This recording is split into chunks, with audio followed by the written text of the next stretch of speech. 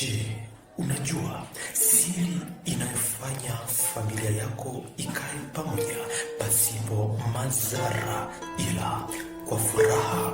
Basi tambua, katika familia kuna kila tabia, kuna kila kitu, kuna kila lika, lakini kinachofanya familia yako ikae pamoja na kuitwa familia moja ni kiunganishi. Basi kiunganishi ni lazima kiwe na sifa kuu tatu. Moja, kiwe kinaonekana. Mbili, kiwe kinaeleweka. Tatu, kiwe kinaelezeka kwa kila mmoja.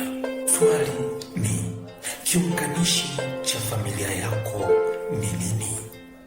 Jibu rahisi. Popote pale ulipo, wewe ndiye uliyebeba sifa hizo za kiunganishi, ikimaanisha wewe ndiye uliyekiunganishi. Kwa hiyo usiogope, rudi kwa mkeo, rudi kwa mumeo, rudi kwenye biashara yako hiyo, kwani uwepo wako wewe ndio ulio pumziko pekee linavyovirudisha vyote vikae sehemu yake. Pokea pumziko hili leo.